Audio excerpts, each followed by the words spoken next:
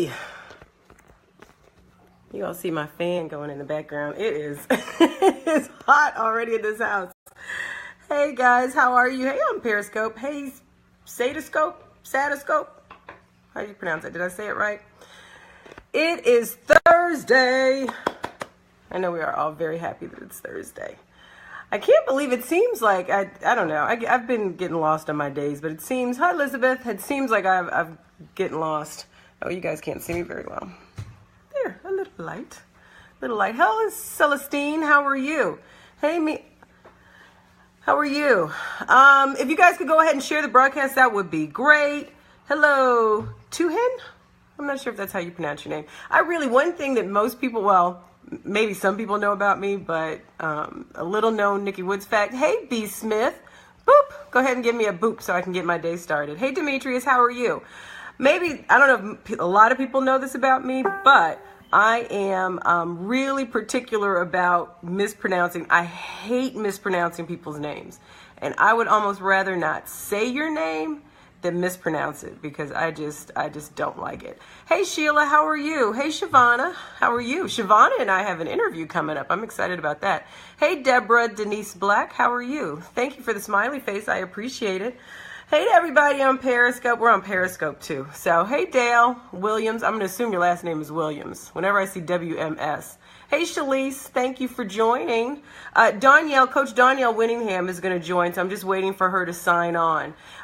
So I have a busy day planned today, so I just wanted to take some time. Hey Shamar, and check in with you guys as I get comfortable in my chair.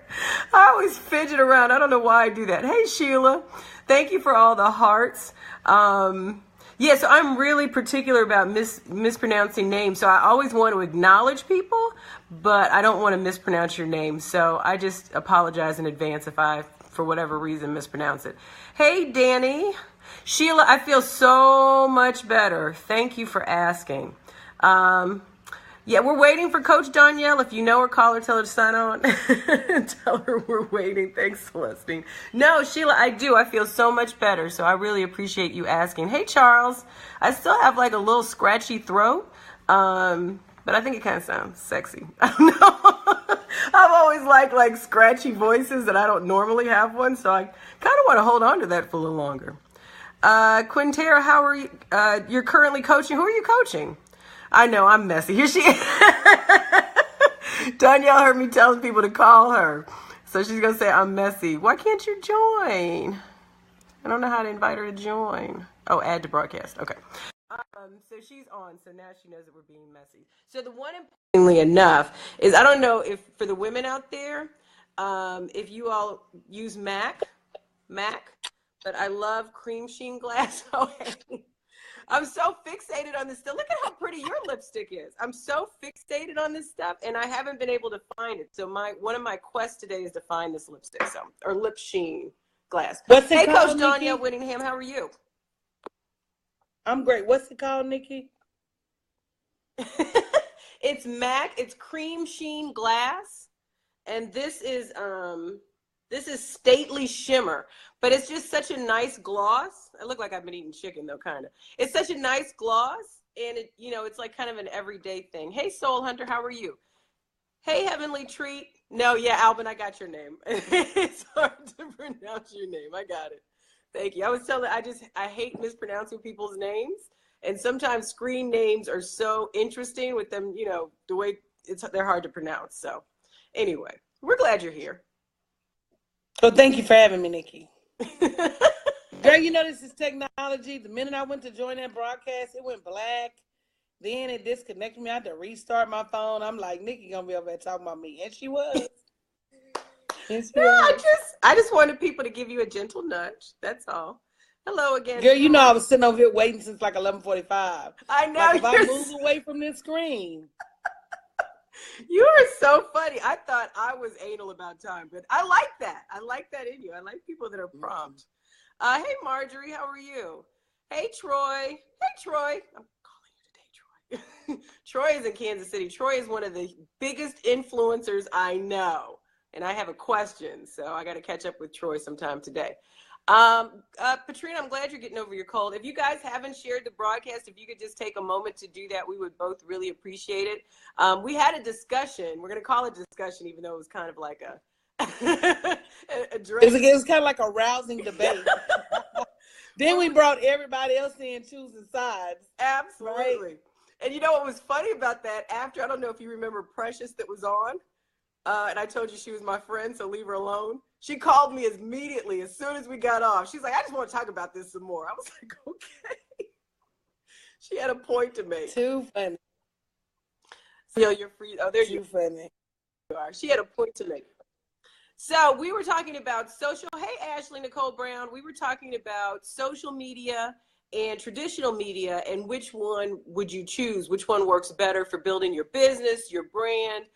If you're an author, speaker, entrepreneur, or you have a ministry or a movement, which one is better for building your brand?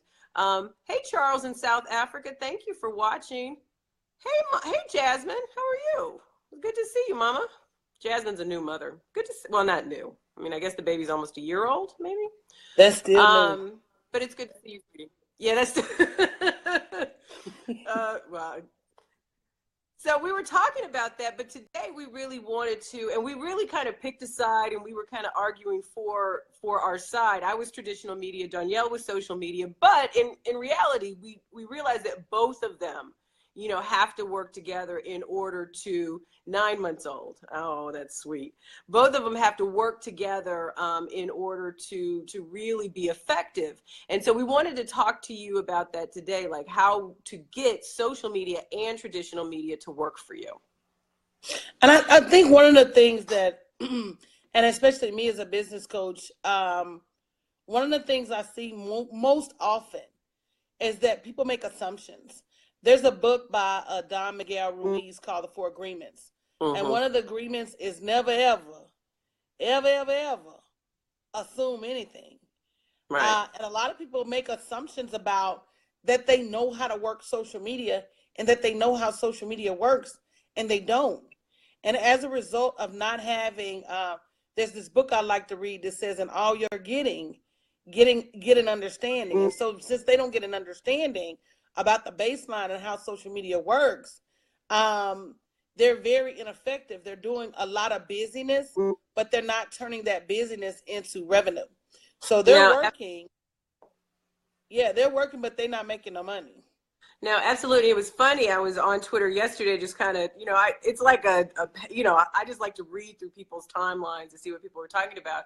And I was on Chance the Rapper's timeline, and he said that. He was like, there is an art to tweeting.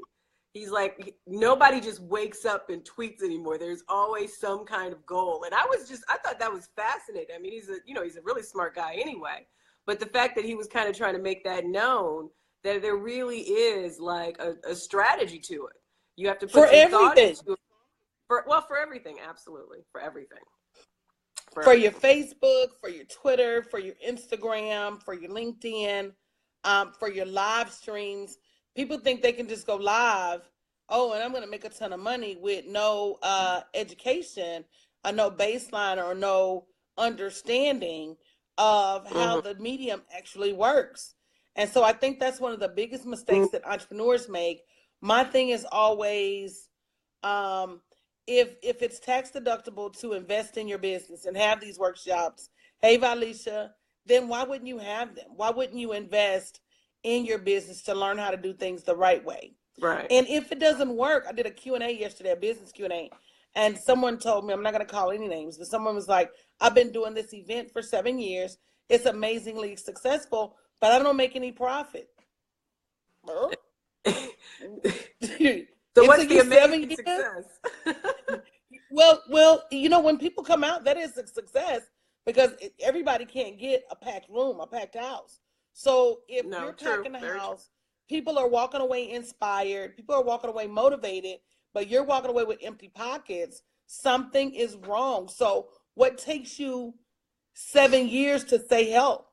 Hey, Joan, what takes you 7 years to raise the flag and say, oh my goodness, I cannot continue down this path, and not generating any revenue?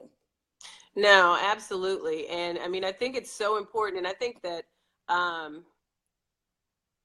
Deborah says she has a Twitter account but gets overwhelmed every time she signs on. A lot of She people doesn't do. have to work it. A lot of people do. And I think the misconception that a lot of people have is that all social media works the same. So even though you may have content that's similar, the same content that you post on different social media platforms, you have to post it differently. So like LinkedIn and Facebook, the post should not necessarily be the same because they're two totally different platforms. So it's not even just about knowing how to work one, but knowing how to work, two or three of them, and how to maximize the individual platform. And every platform has a culture. Yes. Every platform has a culture. Twitter has a culture. Facebook has a culture. LinkedIn has a culture. Every platform has a culture. So that's one of the reasons that a lot of times I advise people to, before you get out there and try to take over all of the social media platforms, I'd be better if I were you.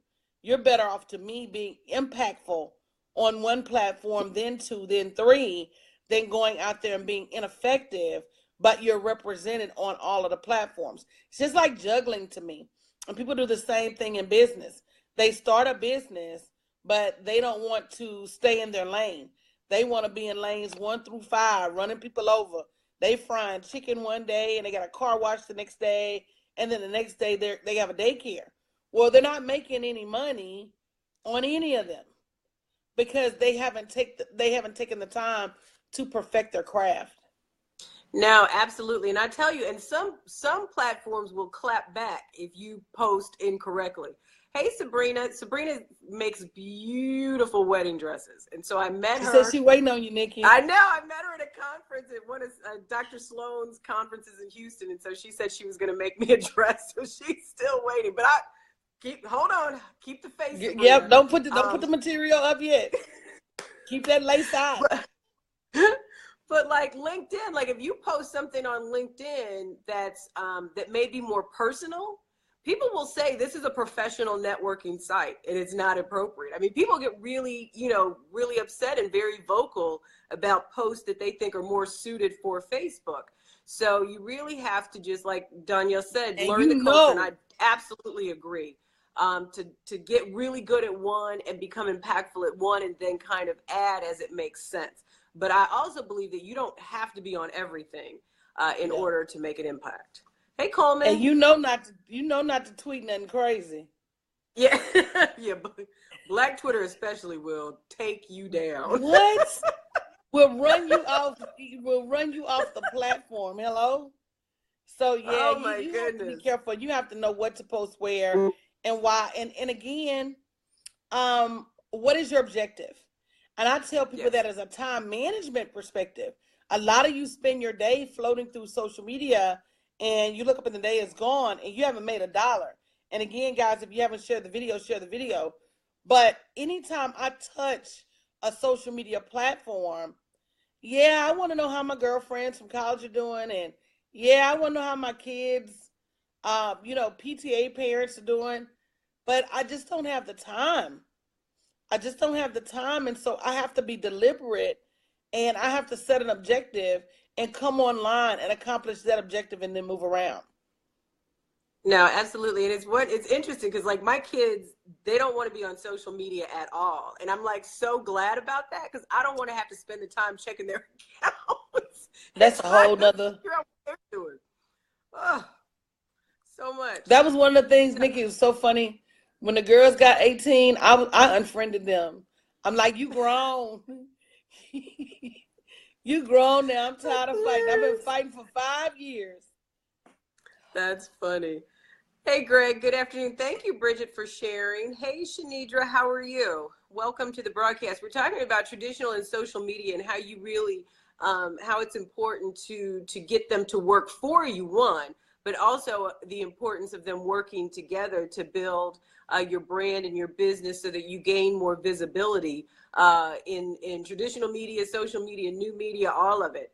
And so one of the things that we're going to be talking about in our upcoming webinar that is just the strategy of social media and how you can use that strategy to become magnetic to the media. Social media is a very big component when you're looking to pitch to the media. And you know, one thing I'm reading, Nikki, and I know a lot of entrepreneurs are like, okay, social media, traditional media, I got this to do and that to do. Do you think a person should use all the different social media to get the word out about your business? Just a few. You know, Coleman, that depends on your target. And Nikki just said that, and I just said the same thing, that I would rather be impactful on one platform, just one, than be ineffective everywhere. Hey, Prophetess Regina. Hey, Rhonda. And so the decision as to what platform you use has everything to do with where you're going to most find your target. And so that's for right, Coleman, Coleman has a bread and breakfast. No, Coleman has a bed and breakfast in a villa in Jamaica. So for Coleman, I think that it's important, and these are just kind of the things that you need to think about when you're thinking about what your business is or what your brand is. So I think it's important for Coleman to be on platforms where people can actually see like how beautiful not only the houses and the bed and breakfast Instagram, just like the Pinterest. scenery of Jamaica. Yeah, so Pinterest, Instagram, and even some YouTube videos would be really good, and Facebook too. But I think the visual is so impactful when it comes to stuff like that I would make sure that I'm there more than anywhere else. And that's some free coaching from Nikki Woods. Send her a check at Nikki Woods, P.O. Box 11233, Nikki Woods Highway, Nikki Woods, Texas. Send her a check. Marshall, intergenerational, interculture dialogue aspects is the key for linking for strategic prosperity planning. Oh, absolutely. I'll tell you one reason I'm not on Snapchat to this day. I don't think my target is on Snapchat. I don't. And if they are, they snapping shoes and purses. They're not snapping business. And so I think that everything you do, you have to look at the socioeconomic demographics of your target in order to be successful. If your target's not there, they're just not there. One thing I'm going to share this book. I've been sharing this book all day. So I'm reading this book called the Life-Changing Magic of Not Giving a FUQ, right? I had to change the spelling. Okay. So in that life-changing magic of not giving a FUQ, you've got to decide what's important and what's not. You cannot possibly, as a business owner, carry everything. So you got to say to yourself, what do I need to work on in order to grow my brand and get more clients? And what do I not need to work on? And a lot of business owners get caught up in the minutia. You're working on your own website when you can go get somebody to work on it for $5 an hour.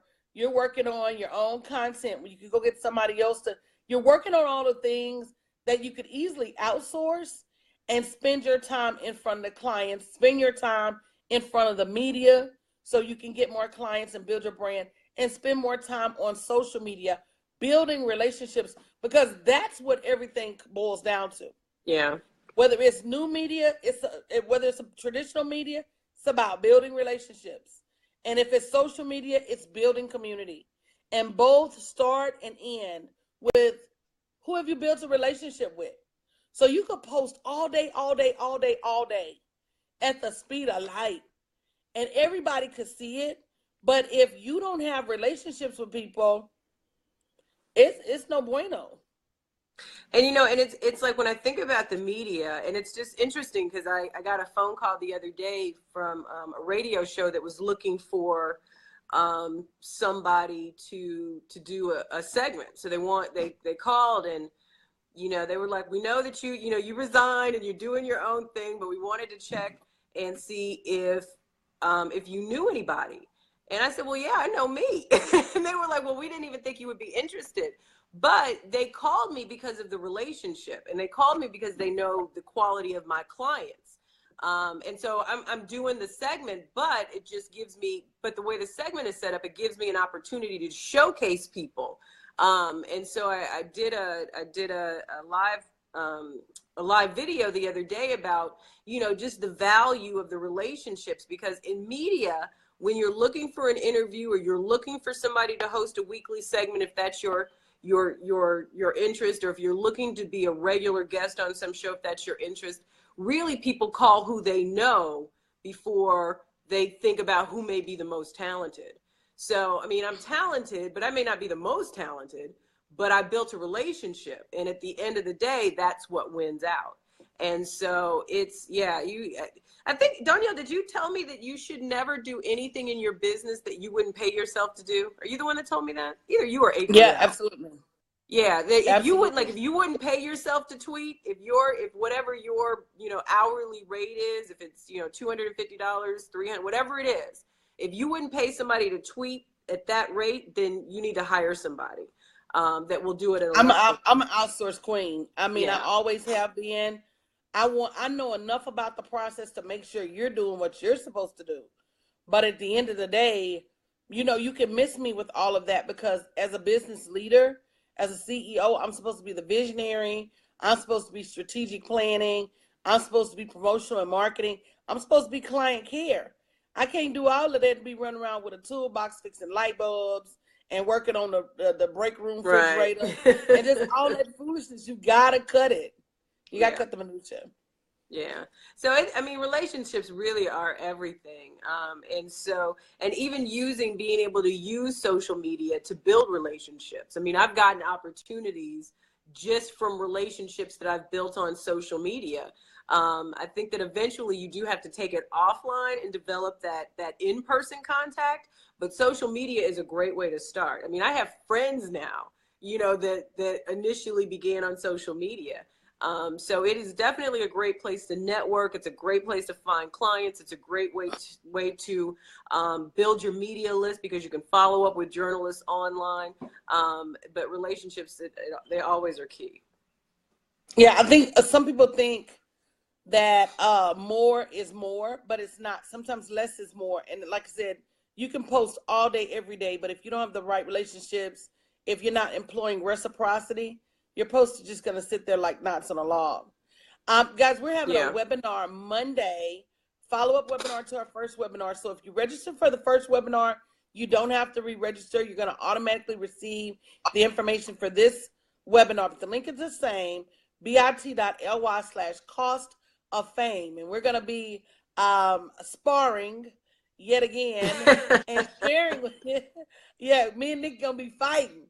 But we're going to be sharing with you, some of the most powerful things that you need to know about traditional media, and some of the most powerful things you need to know about social media. And all of them boil back down to, are you growing your brand?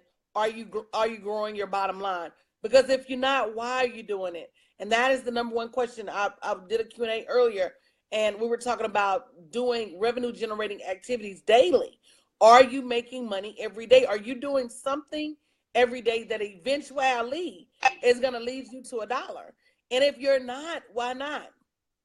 Was that French? bit.ly/cost of fame.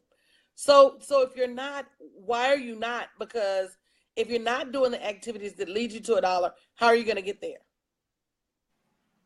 Yes. Hey, Carolyn, thanks for joining. If you guys haven't shared the video, you can still share it, and people can kind of catch up on the information. And you know what? I think it's interesting, because I think people do have the perception. They do. I couldn't get it out. They do have the perception that, one, that we're like just sitting there all day tweeting. Somebody asked me that. They're like, how do you have time? I was like, well, I don't. I don't. There are definitely strategies to make sure that you're maximizing, your social media, but not, taking away from the other things that you have to do. But I think another thing that I want to bring up is the content that people share, because I think that, people share content, and I think they try, I don't know, sometimes I think they just share it because they want it to go viral and they think it'll be interesting. But if it doesn't support your business or your brand, then it's doing you a disservice, even if it does go viral. Somebody was telling me the other day, they were like, did you see this video? It went viral. And I was like, no, I didn't see that video. But can I ask you a hard question? That's when I'm finna get fly. Yeah. Can I ask you a hard question? Hey, Darlene, can I ask you a hard question? I said, how much money did they make off that quote unquote viral video? Because if they didn't make $1, who cares? If they didn't get in front of their target, who cares?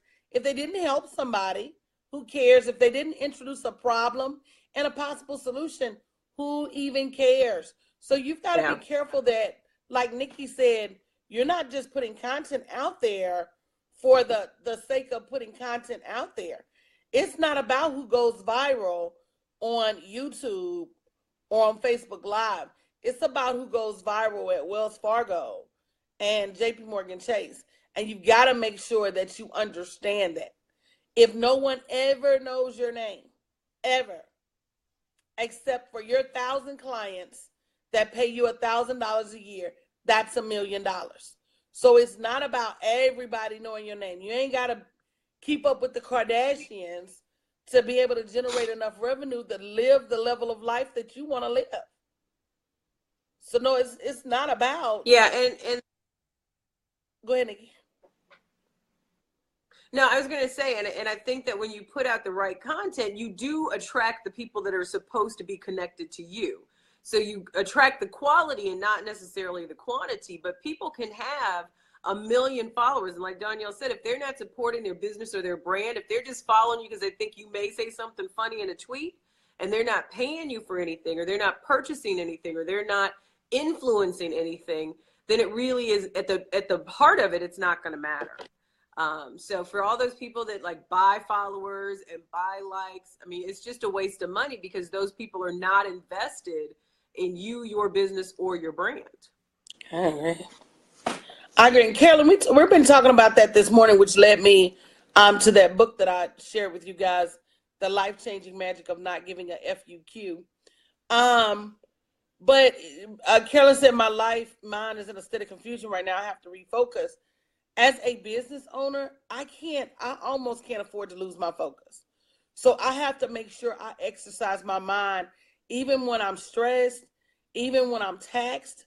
I have to do things like read books like this, because if you're drowning, if your ship is going down, sometimes you got to start throwing stuff off that ship to keep from going down with it. And that's something we don't do.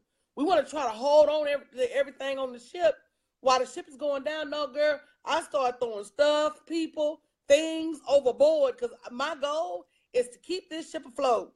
And so I start really looking around. Girl, them kids be getting a side eye. Them kids, you lucky I had you, because you'll go off this boat, baby, because you're not finna capsize mama. And it's like even with children, the scorpion, if you stay on her back too long, the mama scorpion, she'll eat the babies. So even with the children, at some point you got to say, I need to focus on my brand. I need to focus on my business. And so in order for me to do that, I've got to get rid of some of the stuff. I know that's kind of off topic, but she said it, Nikki, and I wanted to address it, because that's what gets in your way of being able to build your brand. No, absolutely. And I tell people all the time, I mean, especially as a single parent, but I think of any parent, that when you're building a business, I mean, you really have to have buy-in from the people most important to you. Because whether, you may be, you're a Scorpion, Carolyn. I'm a Scorpion too. Are you? Oh my goodness. Where are you, Nikki? Don't say that, Nikki. Oh my goodness. We've been good all these years. Yeah. Well, you know what? I don't know. I just know Scorpion men. Yeah. I don't even fool with them. Huh? They so shady and janky. Excuse me if any of y'all on here, but that's just been my experience. We're the opposite of Scorpion men. We're loyal to a fault. Yeah, I married a Scorpion, divorced a Scorpion. My oldest son is a Scorpion. My oldest nephew is a Scorpion. I got him down. The women are different. Okay, good. Well, I can tell that about you already. But they have to buy in. So, when I make any kind of a big transition, I have to sit my kids down and say, this is what's about to happen. And this is what could be affected. Because I think when you include them, that they are more invested. And so it's something that they're doing with you. And it's not something, that they're just have to react to. They're a part of it. So it definitely, I mean, you have to have some tough discussions sometimes. And kids are amazingly resilient. Even as I was building this business, they understood, I'm not that meatloaf on Mondays, turkey and dressing on Tuesdays mama anymore. I was cooking real meals 7 days a week. Now we belong to the lunch meat. We belong to the lunch meat family. Get in there and make you a sandwich, and a bowl of soup or something, and be happy with that. So I think as you transition, the kids are the most resilient, but we got a bad habit of carrying along people that we shouldn't. They ain't even related. No, we do. We do. And because I was talking to somebody the other day, and I think, and I hope you guys register for the webinar. Sometimes when Danielle and I get together, it's like two girlfriends talking instead. So we get off topic sometimes. But I was talking about the value of evaluating your circle on a regular basis, because I think sometimes people are there because they really are there for you, and I think sometimes people are there for what they can get, or they just want to see you fail. And so you have to be very clear, and a lot of times you have to use discernment. I think especially as you grow in your business and you get more visibility. And you have more going on, you're going to find people, that just want to be there for your success, but who was really there, to help you in the building process. So you have to be very careful about the people that you kind of let in. And I think that, most of us have a really good sense of discernment. We may not always listen to it, but we have it. So I would just say fall back on that as you get some people that invite themselves in and you're not sure what their motives are. Yeah, and then not only that too, we talked about with that same ship, you only have so much capacity. So there are people that are assigned to you. They have to make it on board. It's like Noah and the ark. But there are people that are not assigned to you. Make sure they don't come on board drilling holes. You gotta be careful. Yeah. You gotta be careful. You really absolutely have to be careful. But all of that does go right back into what we're saying. You don't have time to work your social media because you're caught up in the personal aspect of your business. Yeah. You're caught up in the personal aspect of your life, and you let the business part kind of fall to the wayside. And once you do that, it's very, very hard to get everything started all over again. So you kind of have to try to the best of your ability to balance both as best you can, even when you're going through hard times. So guys, the webinar is Monday at 8:30 p.m. bit.ly/cost of fame. We're going to be talking about the difference, and somebody typed it in for me, the difference between traditional media, print, radio, and television, and social media, and giving you 5 tips, each of us, on what you can do to really, and what's your plan going forward to really get out there and expand your brand. And it's just time to stop playing small. Absolutely. Everybody has access to the same abundance. Everybody has access to the same greatness. You got to ask yourself every day, why am I hiding mine? Exactly. And I think that you need to surround yourself with people. The reason I love my circle so much, just to be honest, and Danielle is a part of that, and there is that nobody is afraid, one, to outshine or to be outshined. So nobody is like intimidated. Nobody, there's no sense. And I have some powerhouse people in my circle. And it's just amazing how I always feel supported, and I always feel uplifted. And, it's just really inspirational. But don't forget, register for the webinar. We definitely want to see you there. We definitely want to make sure that as we end the year, that you end strong, and that you have some momentum going into 2018, and that you're using all the tools that you have at your disposal, and social and traditional media is a part of that. Bridget, the link is bit.ly/cost of fame, all lowercase. bit.ly/cost of fame, all lowercase. It's COSTOFFAME. And Nikki, you're absolutely right. And one thing I can tell you that's amazing. Hey, Heather. Very good. You made it through the hurricane. Very good. is that the higher you get up, the less hate it is. The Yes. less hate, the less jealousy, the less messiness, because everybody is there trying to do their thing. I can't do my thing and worry about what Nikki doing too. I can't do my thing and worry about what Oprah doing too. I got to do what I was put here to do. Yep. And you'll find that because they're busier at the next level, it's way, way less mess. To me, it is anyway. No, I definitely agree. I think, hey, Adon, how are you? I definitely agree. I mean, I think that everybody just does their thing and they're focused on that. And you don't, I think that there's so many people that have this crabs in a barrel syndrome, and that if one person has it, then that means that the second person can't have it. And that's just not true. And unfortunately, especially I think as entrepreneurs, we have to get out of that mindset that, there's only so much pie. And if somebody gets a bigger slice, then it means that there's less for me. And right. So, there's just so much for everybody. And everybody has, like this unique talent and unique gift and unique, whatever, something to offer the world, that there's nothing that I could do that could diminish that, or there's nothing Danielle could do to diminish that. I mean, it's just there, you can't have too much light in the world. So, it's like everybody kind of needs to shine at full capacity. Oh, it's okay, Mike. Good afternoon to you too. You just busted in the conversation, didn't speak, none of that. No, it's good. Yeah, so everybody is unique. And even if we have some of the same talents, the way I do it is going to be different than the way, totally different. Person B does it. And so you just really have to, focus be on you. And like Danielle said, stay in your lane, master your lane. Be yourself. Absolutely. So the webinar, the link is bit.ly/cost of fame, bit.ly/cost of fame. It's Monday at 8:30 Central, Danielle? It's 8 or 8. I think it's Monday. It's on the landing page. It's Monday. It's Monday.